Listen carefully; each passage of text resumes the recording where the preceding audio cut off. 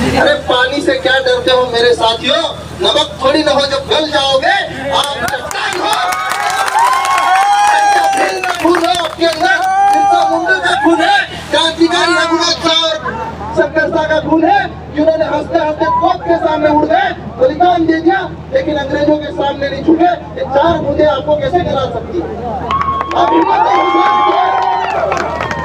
अंधियारों से भोर होने वाला है, मत अंधियारों से अब भोर होने वाला है। सुन पा रहा हूँ गर्जना, अब कोई शेर आने वाला है। मत अंधियारों से भोर होने वाला है, सुन पा रहा हूँ गर्जना, अब शेर होने वाला, शेर आने वाला।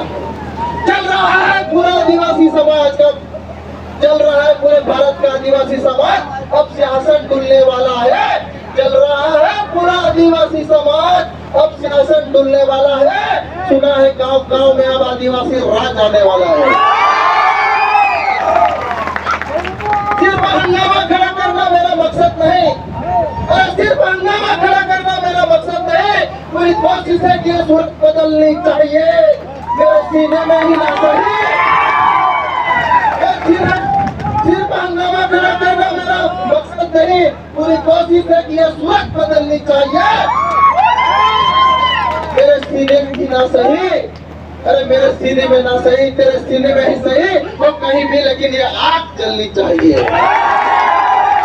साथियों, आदिवासी अधिकार मंच के माध्यम से बड़वानी जिले के पाटी क्षेत्र के हमारे अंतिम पंक्ति में खड़े हमारे गरीब आदिवासी भाइयों की आवाज बुलंद करने वाले हमारे संदीप नरगावे जी, उनकी टीम, सतीश भाई, हमारे बीच उपस्थित राजू भाई, रवि भाई, महेंद्र बाहुबली जी, हमारे बीच अनिल भाई, हमारे बीच मुन्ना मोरे, कमलेश और हमारे गांव के सम्मानीय सरपंच साहब, हमारे पटेल साहब, पुजारा साहब और आसपास के उपस्थित समस्त जनप्रतिनिधिगण, हमारे युवा सरपंचगण, हमारे जयस के समस्त युवा साथीगण, आप सभी का तहे दिल से जोहार और जय आदिवासी कहते हुए हमारे पुरखे बिरसा मुंडा, टेंटिया भील, हज्जा नायक, पुंजा नायक, हमारे वीर क्रांतिकारी शंकर शाह, रघुनाथ शाह, रानी दुर्गावती, समस्त क्रांतिकारियों के श्री चरणों में नमन, वंदन और अभिनंदन करते हुए हमारे साथी भूपेन डोडवे जी, भारत डोडवे जी, मुन्ना भाई, दिनेश भाई और सभी साथी, कुछ साथियों के हो सकता है हमारे रवि भाई और हमारे अश्विन भाई, समस्त जयस के साथी। इस सबसे पहले आज के इस कार्यक्रम में उपस्थित ये जो ग्राउंड पे हमारे युवा साथी खड़े हैं, मेरा अनुरोध है, हम लोग लंबा चौड़ा भाषण नहीं देते, थोड़ी देर के लिए आप खड़े हो जाओ, चाहे बैठे रहो, लेकिन आसपास आ जाइए, क्योंकि देखिए समय हम सब के लिए बहुत कीमती है। समय सबसे बड़ा बलवान है और सबसे बड़ा ताकतवर है, और वही समय हम आप लोगों को देने के लिए अपना क्षेत्र छोड़कर, अपनी विधानसभा छोड़कर आपके बीच में आते हैं। तो एक उम्मीद से आते हैं कि हमारे समाज में बदलाव होना चाहिए, आदिवासी समाज की दशा और दिशा बदलनी चाहिए, हमारे पढ़े लिखे युवाओं में नई ऊर्जा, नया उत्साह, नई उमंग जगनी चाहिए।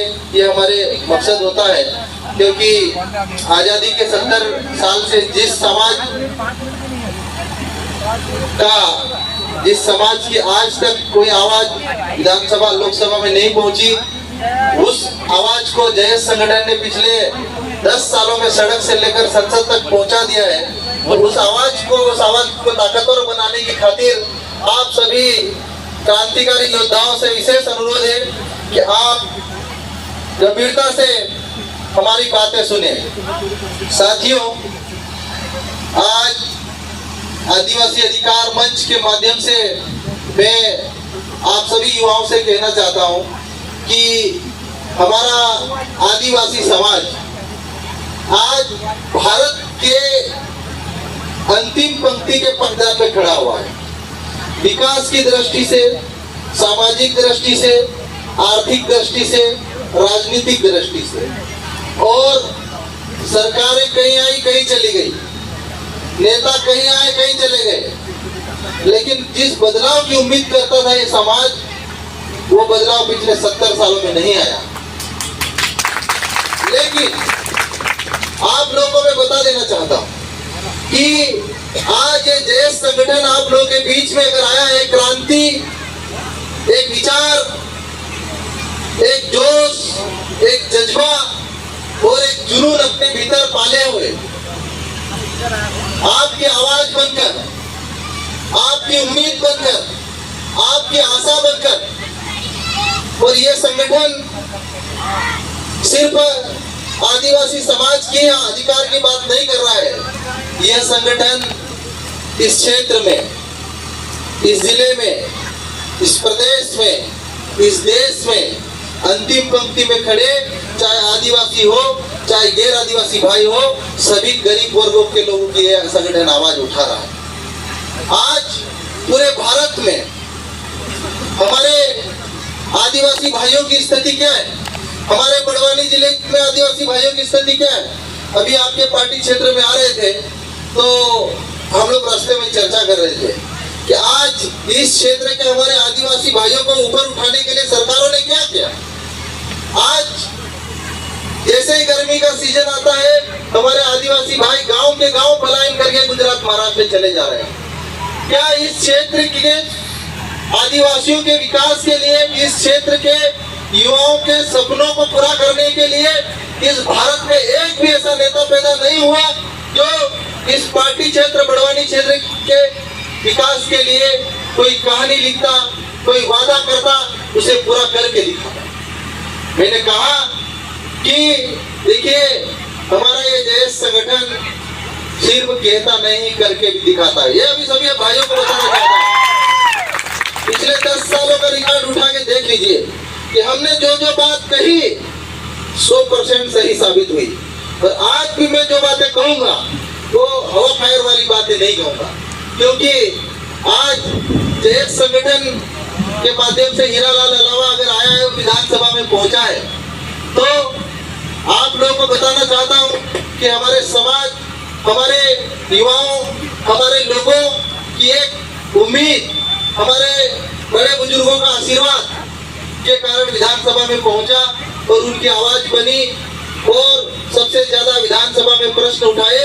और आज आप लोगों के आशीर्वाद से डॉक्टर हीरालाल विधानसभा के भीतर गया और मध्य प्रदेश सरकार को, शिवराज सिंह चौहान सरकार को पेशा कानून लागू करने के लिए नए नियम बनाना पड़ा 2022। तो ये ताकत जयेश संगठन की। अभी कई लोग अफवाह फैलाते हैं, कई लोग भ्रम फैलाते हैं कि जयेश संगठन ने आपको क्या दिया, जयेश संगठन आपको क्या देगा। मैं यहाँ उपस्थित सभी आदिवासी भाइयों को, युवाओं को और अन्य वर्ग, सामान्य वर्ग के भाइयों को भी कहना चाहता हूँ, साथियों, अभी तक हमारे देश की राजनीति में, हमारे आदिवासी समाज की राजनीति में राजा का बेटा राजा बनेगा, वही कंसेप्ट चलता है आजादी के 75 सालों में। लेकिन जयेश संगठन ने पहली बार गांव में रहने वाले पढ़े लिखे युवाओं को सिर्फ जयेश के नाम से सरपंच बना के दिखा दिया। मेरे भाई, हमको पैसे बांटने नहीं पड़े, हमको लोगों को खरीदना नहीं पड़ा, हमको दारू बांटना नहीं पड़ा, हमको मुर्गी और मच्छी बांटना नहीं पड़ी, हमको सेव परवन भी खिलाना नहीं पड़े। लेकिन इस समाज ने जयेश के 500 से ज्यादा सरपंच बनाए, तो बिना पैसे के सरपंच बना के दिखा दिए सिर्फ जयेश के नाम से। तो जयेश ने क्या दिया? जयेश ने नए युवाओं को नेतृत्व करने के लिए नई उम्मीद और नई उड़ान दी। और अभी जयेश ने एक मिशन चलाया कि जयेश मिशन युवा नेतृत्व। कई लोग आरोप लगाते हैं, कई लोग प्रत्यारोप लगाते हैं कि जयेश ने क्या दिया। आप लोगों को मैं बताना चाहता हूँ कि 10 साल पहले गैर आदिवासी को छोड़ो, हमारे आदिवासी समाज का एक पढ़ा लिखा बुद्धिजीवी जो नौकरी और छोकरी लेकर बड़े बड़े शहरों में बस गया, वो खुद को आदिवासी कहने से शर्माता था। लेकिन जयेश संगठन के कारण आज हर युवा खुद को जय आदिवासी कहने में, आदिवासी कहने में गर्व महसूस करता है। ये जयेश संगठन ने दिया है मेरे साथियों। लोग बोलते हैं कि ये पीला गमछा क्या है, ये पीला गमछा क्यों पहनते हो? आप लोगों को मैं बताना चाहता हूँ कि आज से 10 साल पहले मार्केट में 100 हमारा आदिवासी भाई पेंट शर्ट पहनता, पहले तो कुश्ती पहनता था तो पहचान में आ जाता था। ये अभी हमारे कुछ आदिवासी भाई गांव में रहने वाले अभी भी ये लुंगी और शर्ट पहनते तो पहचान में आ जाते। लेकिन पढ़ा लिखा युवा जब इंदौर भोपाल या बड़े शहर में जाता था, विधानसभा में जाता था, यार कौन आदिवासी विधायक, कौन आदिवासी सांसद, ये पहचान में नहीं आता था। लेकिन जब से पीला गमछा डाला हमारे युवाओं ने, जयेश ने, तो पूरे मार्केट में पता चलता है कि ये आदिवासी जयेश युवा है, ये जयेश क्रांतिकारी युवाओं का संगठन है। यह जयेश संगठन ने दिया है, आपकी पहचान जयेश संगठन ने दी है। आज आदिवासी नाम जयेश संगठन ने आप लोगों को ले दिया है और आज नेतृत्व आदिवासी संगठन ने दिया है। अभी तक आदिवासियों के ऊपर अत्याचार होते थे, हमारे आदिवासी भाइयों को छोटे छोटे मुकदमों में जेल में डाल दिया जाता था। हमारे गरीब किसान मजदूर आदिवासी भाई बड़ी मुश्किल से थाने तक पहुंचते थे, बड़ी मुश्किल से एसपी साहब तक पहुंचते थे, बड़ी मुश्किल से कलेक्टर साहब तक हमारा समाज का गरीब अंतिम पंक्ति में खड़ा वर्ग पहुंचता था।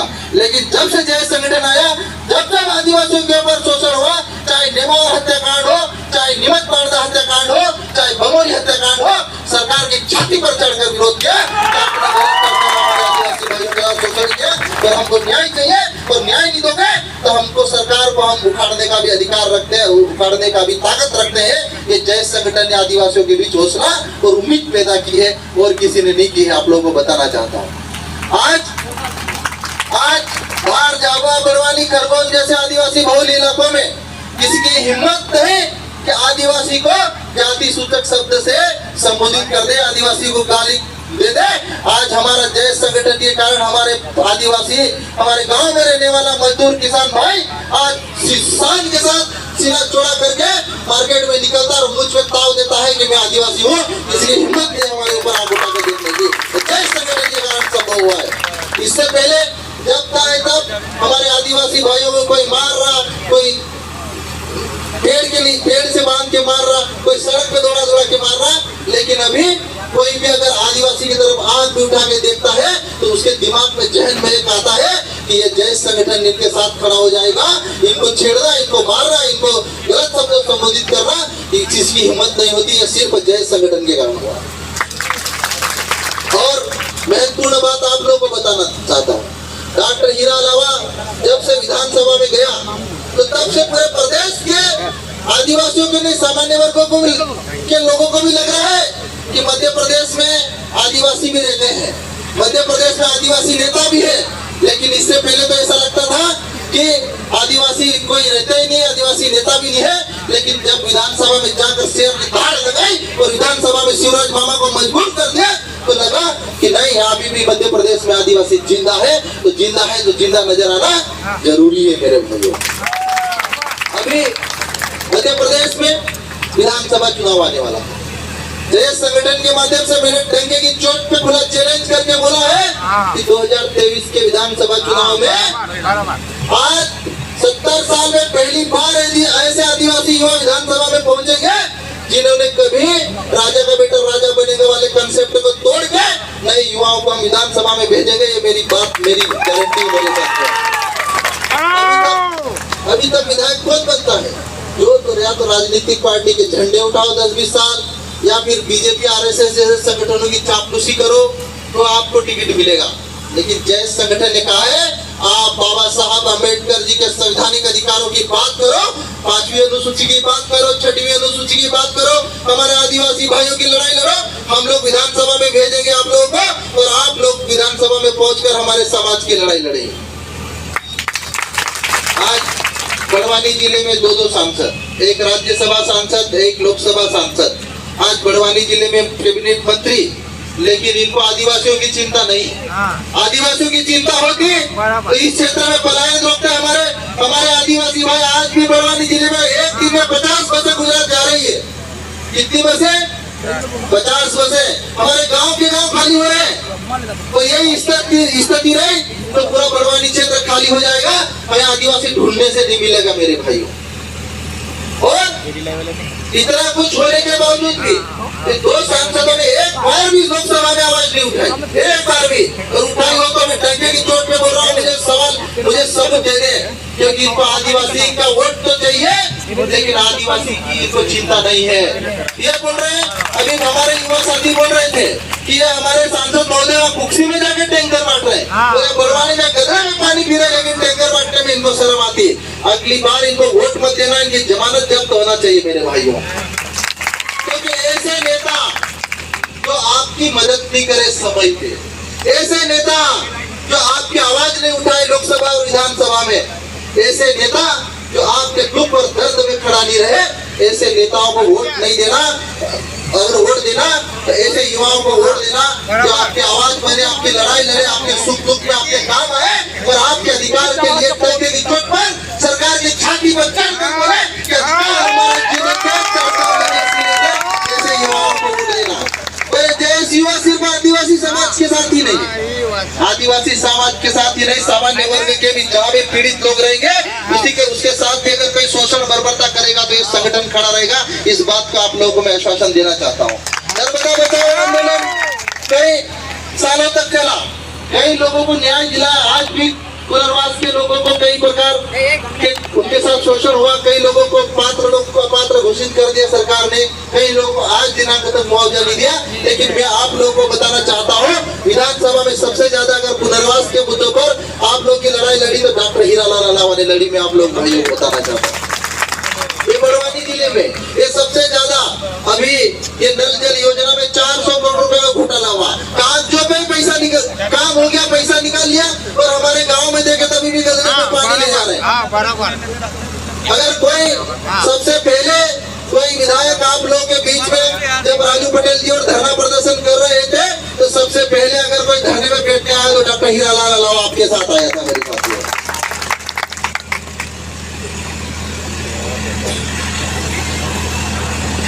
जब वो अधिकार पट्टों की बात हो रही थी, हमारे युवा जब कलेक्टर कार्यालय में धरने में बैठे थे, बड़वानी जिले का कोई नेता तुम्हारे साथ नहीं खड़ा हुआ था, खड़ा हुआ तो डॉक्टर हीरालाल अलावा आपके साथ खड़ा हुआ था और उसके पास पट्टे मिले थे आप लोगों को। मेरे भाइयों, हम लोग को आप लोगों से कुछ नहीं चाहिए, हम आप लोगों से इतना चाहते हैं कि ये जयेश युवा, ये वैचारिक क्रांतिकारी युवा अगर आपके सामने मैदान में आते 2023 के विधानसभा चुनाव में, तो बस आप लोगों से इतना अनुरोध है कि इनके साथ खड़े भर हो जाना।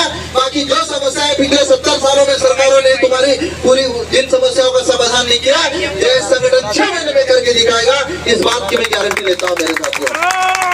आप लोगों के सुख दुख में, आप लोगों की लड़ाई में, आप लोगों के साथ कंधे से कंधा मिलाकर देश संगठन चलेगा, ये आप लोगों से मैं कहना चाहता हूँ साथियों। आज जल जंगल जमीन की बात करते हैं हम लोग, आज हमारे बुरहानपुर खंडवा में हमारे आदिवासी भाइयों को जबरदस्ती विस्थापित करके हटाया जा रहा है। आज कानून बना 2005 में, लेकिन आज दिनांक तक सरकार ने कम्युनिटी सामुदायिक अधिकार नहीं दिए। जिन जमीनों पर हमारे टंटिया भील ने, जिन जमीनों को बिरसा मुंडा जी ने, जिन जमीनों को खाचा नायक ने, जिन जमीनों को पूजा नायक ने हमारे लिए बचाया था, आज उन जमीनों को सरकार में रहकर सरकारी गुंडे आदिवासियों से छीन रहे हैं। अगर हमारे से जबरदस्ती जमीन छीने तो हमारे आदिवासी भाइयों को एकजुट होकर आवाज उठाने की जरूरत है, एकजुट होकर लड़ाई लड़ने की जरूरत है। और ऐसे नेताओं के पीछे कभी भागने की जरूरत नहीं है जो आपकी आवाज विधानसभा और लोकसभा में नहीं उठे। आप लोग ध्यान रखिए, चुनाव आएगा तो मैं एक नारा देके जाता हूँ कि हमारा नेता कैसा हो जो जय आदिवासी कहता हो, ये आप रख लो। और उनसे गांव में आए प्रचार करने तो पूछना, जो जय आदिवासी नहीं कहते ऐसे नेताओं को गांव में घुसने मत देना, क्योंकि ये आपके साथ पिछले 75 सालों से इन्होंने छल किया, कपट किया, धोखा दिया। ऐसे नेताओं की हमको जरूरत नहीं, हमें ऐसे नेताओं की, ऐसे युवाओं की जरूरत है जो आप लोगों की बात विधानसभा में करे, आप लोगों की लड़ाई विधानसभा में लड़े, आप लोगों की लड़ाई लोकसभा में लड़े, ताकि आपके नाम पर वोट लेते हैं और इंदौर, भोपाल, दिल्ली जाने में इनको आदिवासी कहने में शर्म आए। हमको ऐसे युवाओं को विधानसभा और लोकसभा में भेजना होगा 2023 के विधानसभा चुनाव। पिछले 70 सालों से आप लोगों ने ऐसी राजनीतिक पार्टियों को देखा जिन्होंने धोखा दिया, लेकिन आप लोगों में कहना चाहता हूँ कि जैस युवाओं के भीतर टंटिया भील का खून है, इनकी रगों में बिरसा मुंडा का खून है, इनकी रगों में खाचा नाइक, पूजा नाइक का खून है, इनकी रगों में क्रांतिकारी झलकारी भाई का खून है। ऐसे लोगों पे भरोसा करना, क्योंकि आदिवासी समाज अगर आदिवासी खुद भरोसा नहीं करेगा तो फिर हमको कोई नहीं बचा सकता। आज हम अपने अस्तित्व की लड़ाई लड़ रहे हैं, आज हमारे आदिवासी भाइयों को जंगलों से भगाया जा रहा है, आदिवासी भाइयों की जमीन छीनी जा रही है। आज आप लोग देख लीजिए कि प्रधानमंत्री नरेंद्र मोदी जी ने जब हमारे संसद भवन का उद्घाटन हो रहा था, तो हमारे प्रधानमंत्री नरेंद्र मोदी जी ने हमारे देश की महामहिम, हमारा आदिवासी समाज का गर्व महामहिम राष्ट्रपति द्रौपदी मुर्मू जी को आमंत्रण तक नहीं भेजा। जो सरकार हमारे समाज की बेटी को सरकारी कार्यक्रम में, संसद भवन के उद्घाटन कार्यक्रम में आमंत्रण तक नहीं भेजे, इनकी सोच में बहुत खोट है मेरे भाइयों, इनकी विचारधारा में बहुत खोट है। ये आपको वनवासी कहना तो गर्व करते हैं, लेकिन आदिवासी कहने में इन लोगों को शर्म आती है मेरे भाई। ऐसे लोग, ऐसी सोच वाले लोग आप लोगों का कभी भला नहीं करने वाले। जो लोग आदिवासी को आदिवासी कहने में शर्मिंदा महसूस होते हैं, जो लोग आदिवासी को वनवासी कहकर अपमानित करते हैं, जो लोग आदिवासी को जंगलों में रहने वाले जंगली जानवरों से तुलना करते हैं, ऐसी सोच वाले संगठन और ऐसी सोच वाली राजनीतिक पार्टियां आपका कभी भला नहीं कर सकती है। इस बात को आप लोगों को दिमाग में रखना चाहिए। आज आदिवासियों के नाम पे योजना की सरकार बना रही, आदिवासी उप योजना के नाम पर सरकार हर साल हजारों करोड़ रुपए आपके नाम पे दे रही है। इस साल भी 2023 और 24 के बजट में 37,000 करोड़ रुपए आदिवासियों के लिए बजट में प्रावधान किया है। मैंने सरकार से विधानसभा में बोला है कि माननीय मुख्यमंत्री जी, 37,000 करोड़ तो दूर, आप 7,000 करोड़ भी आदिवासी इलाकों में ईमानदारी से खर्च कर दो, इतना विकास हो जाएगा जितने 70 सालों में विकास नहीं हुआ। लेकिन इनकी मंशा ये पैसा दिखाने का तो है, लेकिन इनकी मंशा ईमानदारी से ये पैसा आदिवासी क्षेत्रों में खर्च करने की नहीं। ये इनकी कथनी और करनी में बहुत फर्क है। ये बोलते हैं चुनाव आएंगे तो आपसे बड़े बड़े वादे करेंगे, चुनाव आएंगे तो बोलेंगे कि हम आपको 15-15 लाख दे देंगे, चुनाव आएंगे तो आपके अच्छे दिन ला देंगे, चुनाव आएंगे तो पता नहीं न जाने आपके पैर छुएंगे, आपके घर में आके खाना खाएंगे। लेकिन 5 साल के मर गए थे जब हमारे आदिवासी भाई जंगलों पे, बड़े बड़े पहाड़ों पे पानी चढ़ा रहे थे और पी रहे थे, तब इनको दिखाई दिया। यहाँ का सांसद दूसरे विधानसभाओं में जाकर टैंकर बांट रहे। लेकिन बड़वानी क्षेत्र के रहने वाले, जिस क्षेत्र की जमीन ने, जिस क्षेत्र के लोगों ने उनको जिताया, जिस क्षेत्र के लोगों ने उनको दिल्ली संसद तक पहुंचाया, वो आज पानी के लिए प्यासे मर रहे हैं। उनको टैंकर देने में शर्म आती है इनको, और हम दूसरे क्षेत्र में, दिल्ली और मुंबई में जाकर ये हमारे दूसरे क्षेत्रों में जाकर टैंकर बांट रहे। तो क्या ऐसे नेता आपके काम के हो सकते हैं? कभी काम के नहीं हो सकते। ऐसे नेता, ऐसी सोच वाले लोग कभी आपका भला नहीं कर सकते। अरे पानी से क्या डरते हो मेरे साथियों? नमक थोड़ी ना हो, जब गल जाओगे आप चट्टान हो। खून है आपके अंदर, बिरसा मुंडा का खून है, क्रांतिकारी रघुनाथ और शंकरसा का खून है, जिन्होंने हंसते हंसते तोप के सामने उड़ गए, बलिदान दे दिया, लेकिन अंग्रेजों के सामने नहीं झुके। ये 4 बूंदे आपको कैसे गिरा सकती है? आप हिम्मत अंधियारों से भोर होने वाला है, मत अंधियारों से अब भोर होने वाला है। सुन पा रहा हूँ गर्जना, अब कोई शेर आने वाला है। मत अंधियारों से भोर होने वाला है, सुन पा रहा हूँ गर्जना, अब शेर आने वाला है। चल रहा है पूरा आदिवासी समाज का, चल रहा है पूरे भारत का आदिवासी समाज, अब सियासत डुलने वाला है। चल रहा है पूरा आदिवासी समाज, अब सियासत डुलने वाला है। सुना है गांव गांव में अब आदिवासी राज आने वाला है। सिर्फ हंगामा खड़ा करना मेरा मकसद नहीं, सिर्फ हंगामा खड़ा करना मेरा मकसद नहीं। पूरी कोशिश है कि सूरत बदलनी चाहिए, मेरे सीने में ही ना सही। सिर्फ हंगामा खड़ा करना मेरा मकसद नहीं, पूरी कोशिश है कि यह सूरत बदलनी चाहिए, मेरे सीने में ही ना सही। अरे मेरे सीने में ना सही, तेरे सीने में ही सही, वो कहीं भी, लेकिन ये आग जलनी चाहिए। साथियों, ये वक्त बदलाव का है, ये आदि बदलाव की है, ये मौसमी बदलाव का है। देखिए मौसम कितना मेहरबान है आप लोग के ऊपर। अरे रानी काजल माता मेहरबान, इंद्र देवता मेहरबान, हमारे पुरखे मेहरबान, और आप लोग टेंट छोड़ के भाग रहे हो। कैसे लड़ाई लड़ोगे रे मेरे भाई? झगड़ा हो, चाहे पानी गिरे, चाहे तूफान आए, हर आदमी से मुकाबला करने का हिम्मत और जज्बा आपके अंदर होना चाहिए। और जिंदा है तो जिंदा नजर आने की हौसला और उम्मीद आपके अंदर होनी चाहिए, तभी तो और आप लोग को एक बात और बताना चाहूंगा कि आज के जमाने में आप लोग को अधिकार आपको देने वाला नहीं। ये अधिकार आज के जमाने में हम बोलते हैं कि हमको ये अधिकार मिलेगा, हमको 5वीं अनुसूची मिलेगी, हमको 6वीं अनुसूची मिलेगी, हमको पैसा कानून मिलेगा। मेरे भाइयों, अधिकार कोई देने वाला नहीं है, अधिकार छीनना पड़ेंगे, अधिकार छाती पे चढ़ के लेना पड़ेंगे। और ये सिर्फ और सिर्फ जय संविधान सिखाएगा, ये बात पूरे नारा जय संविधान सिखाएगा, आप लोगों में राजनीतिक पार्टी नहीं सिखाएगी। क्योंकि अगर ये आदिवासी की बात करते दिन के दूसरे वोट नाराज हो जाते। मेरे को बोला है हमारी पार्टी के लोगों ने कि हीरा लावा तो ये पीले गमछा रखता है, हीरा लावा तो आदिवासी की बात करता है। मैंने कहा कि देखो हीरा लावा को छेड़ो मान, हीरा लावा है तो आप हो, वरना ये पार्टी व संगठन किसी काम का नहीं रहेगा। हीरा लावा जिस दिन चाहेगा, जिसकी चाहेगा उसकी सरकार बनाएगा, इतना दम रखता है डॉक्टर हीरा लावा। इसलिए कोई भी मुकाबले में नहीं रहे कि हीरा लावा को हरवा देंगे, हीरा लावा को ये कर देंगे। और रही बात, कई लोग बोलते हैं कि हीरा लावा तो बिक जाएगा, हीरा लावा तो ये पार्टी में चले जाएगा। 100 करोड़ रुपए भारतीय जनता पार्टी ने 100 करोड़ रुपए मंत्री पद के ऑफर दिया तो हम ठुकरा के लात मार के भागा है। जनता ने विश्वास किया है, जनता ने 40,000 वोट से जिताया। कितने हजार से? 40,000 वोट से। हम बिकने वाले नहीं है, हम छोटे सिक्के नहीं, हम खड़े सिक्के हैं मेरे भाइयों। विश्वास करो। इसीलिए आप लोगों को मैं कहना चाहता हूँ, और जिनको बिकना था, जो भ्रम और अफवाह फैलाते थे कि हीरा तो बीजेपी में चले जाएगा, हीरा ठेक पर चले जाएगा, जिनको बिकना था वो तेलंगाना में जाके बिक गए। हीरा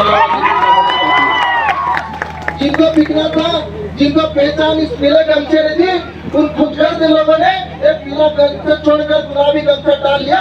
लेकिन हीरा लावा ने बोला कि पार्टी टिकट दे नहीं दे, पीला गमछा मेरी शान आन बंद है, तो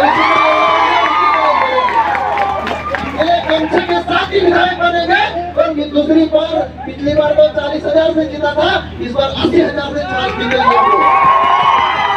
हमने जनता के मुद्दों की लड़ाई लड़ी, हमने गरीबों की मुद्दों की लड़ाई लड़ी, हमने आदिवासी भाइयों के साथ गैर आदिवासी भाइयों की लड़ाई लड़ी, लेकिन कभी भी विधानसभा में आवाज उठाने से कभी हिचकिचाहट नहीं कर।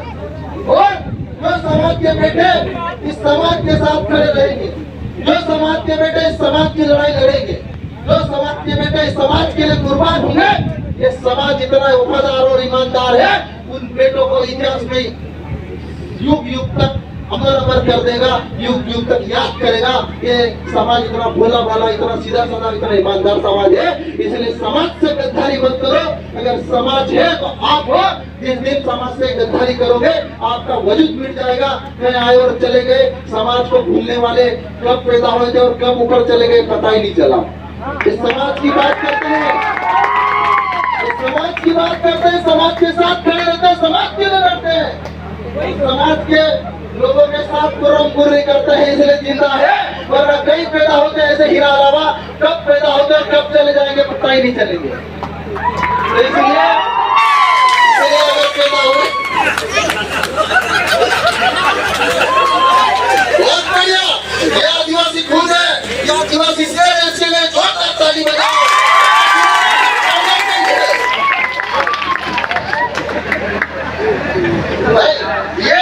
ये क्या है कि जब आदिवासी की बात होती है ना, जब आदिवासी की बात करते तो हमारे आदिवासी भाइयों में जो खून है ना वो बाल मारने लगता है। और ऐसी जवानी किसी काम की नहीं जिसकी कोई कहानी न हो, और ऐसी जवानी किसी की काम की नहीं जिसका खून उबाल नहीं मारे, ऐसी जवानी किसी काम की नहीं जिसकी जवानी में कहानी नहीं। ये तुकाराम बाबा के लिए एक बार और जोरदार ताली बजाओ मेरे। ये हमारी संस्कृति को जिंदा रखने वाले इस भारत भूमि के मालिक लोग हैं।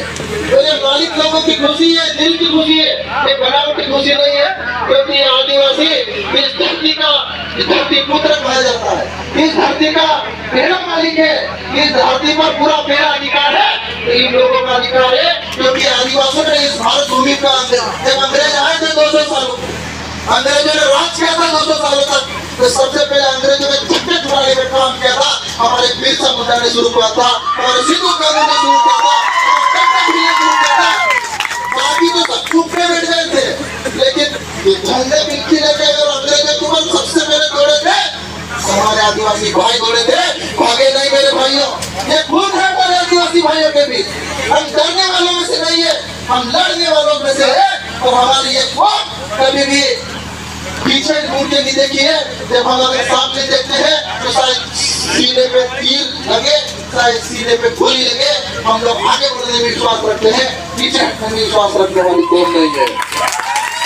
जिन लोगों ने हमारी संस्कृति को बचाया, जिन लोगों ने हमारे आदिवासी को बचाया, और जिन लोगों ने हमारे लोगों को बचाया, तो वो इस भारत भूमि को बचाया, तो इस भारत के आदिवासी है और दूसरे लोग नहीं है मेरे भाइयों, मैं आप लोगों को कहना चाहता हूँ, इसलिए इनका सम्मान करो, क्योंकि सबसे ईमानदार, सबसे चरित्रवान अगर कोई जात है, इस बात पर मोहर लगा भारत की सुप्रीम कोर्ट ने 5 दिसंबर 2011 के जजमेंट में भारत के काटती है।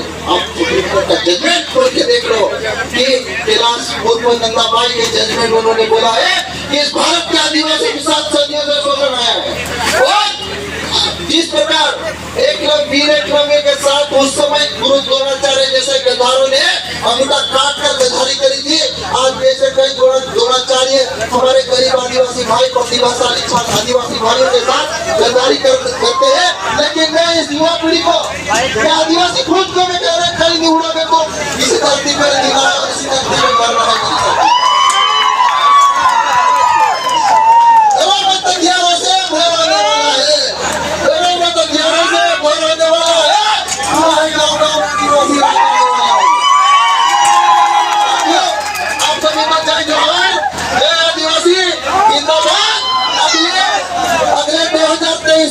क्षेत्र से हमारे विधायक बनना चाहिए, इस बात को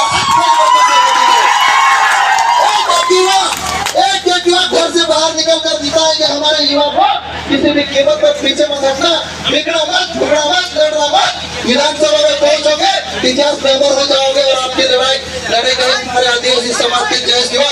आप सभी को जय जोहार, जय आदिवासी जिंदाबाद जिंदाबाद। एक बार नारे लगाऊंगा, जोर से लगाना, देखो जितना दम है उतना लगाना।